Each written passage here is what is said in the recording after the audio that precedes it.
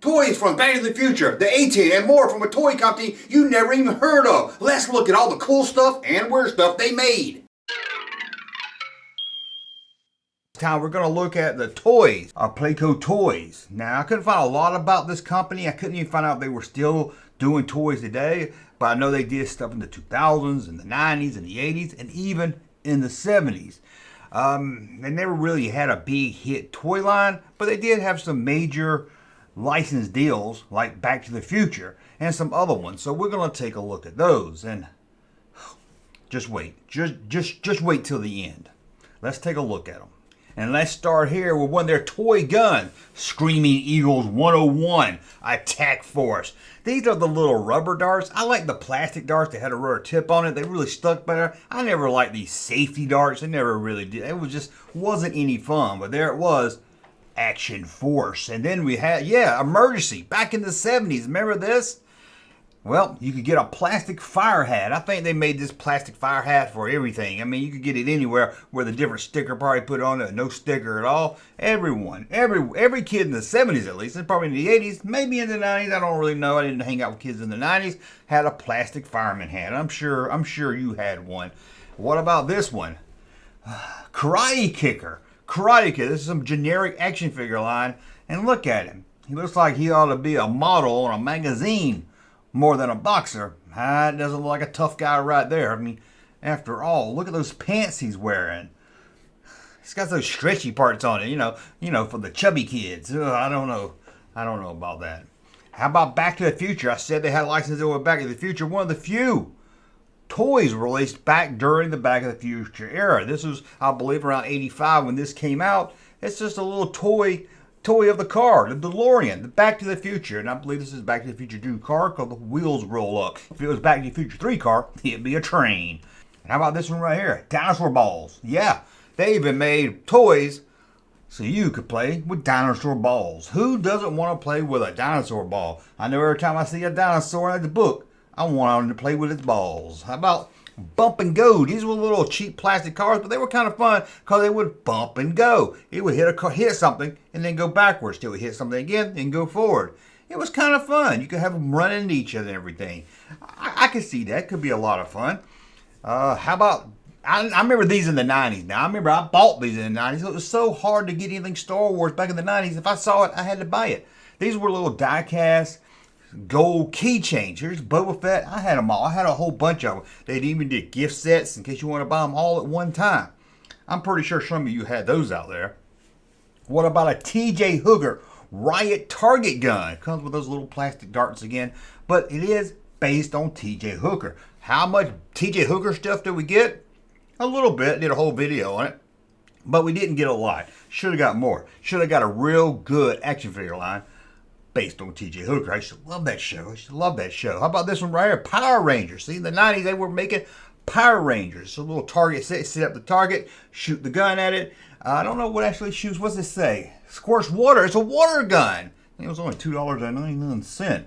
It is a water gun. That looks like a lot of fun if you're a Power Rangers fan. It might be fun even if you're not a Power Rangers fan.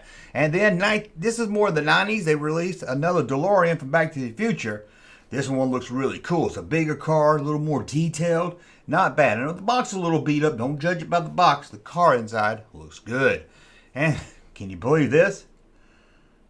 They made a Dolphin Handgun. Oh my goodness. A Dolphin Handgun. Now there's a little gun at the top. I just so strange. It is a water gun. But they made a Dolphin water gun. Strange. And how about this? The Flippy Frog Man. You put this in water and it had these little pellets and everything that would make it, let's see what it says. Swarm, dives, floats, climbs, powered solely by the means of harmless magic jet action pellets. Harmless.